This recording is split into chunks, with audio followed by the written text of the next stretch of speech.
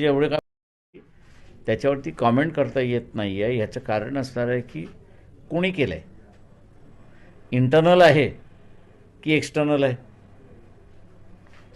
अरे हे म्हणतील की इंटरनल बॉम्ब ब्लास्ट झाले नाहीत, इंटरनल बॉम्ब ब्लास्ट झालेले आहेत. आणि इंटरनल बॉम्ब ब्लास्टचे जेवढे काय मटेरियल सापडलेलं आहे ते सगळं संघाच्या कार्यकर्त्यांकडे सापडलेलं आहे.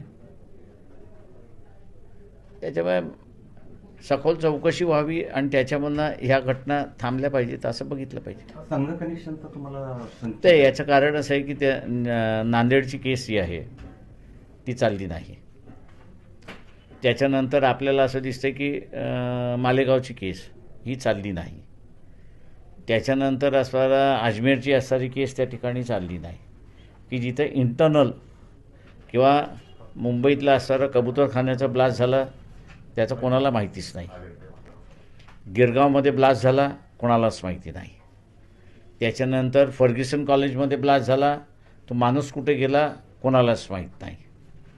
त्याच्यानंतर असणारा पुण्यामध्ये ते हॉटेलमध्ये झालेला ब्लास्ट जो आहे त्याचंही कोणाला असणारा ब्लास्ट माहिती नाही आहे. आता ही एवढे जर अनडिस्क्लोज किंवा अनइन्व्हेस्टिगेशन असेल इंटरनल ब्लास्टमधल्या, तर तुम्हाला असणारा सिरियस प्रॉब्लेम आहे असं मला दिसतंय तिथे. तर गेल्या काही दिवसापासून स्फोटकं किंवा त्या संदर्भातले जे घातक एक्सपोजर आहे ते पकडण्यात आले होते. पोलिसांना अलर्ट सुद्धा आला होता दिल्ली पोलिसांना, तरीही याकडे दुर्लक्ष झालं. असे तिथे पार्लमेंटवरती अटॅक होऊ शकतो. तुमची सिक्युरिटी सिस्टम काय आहे ती दिसते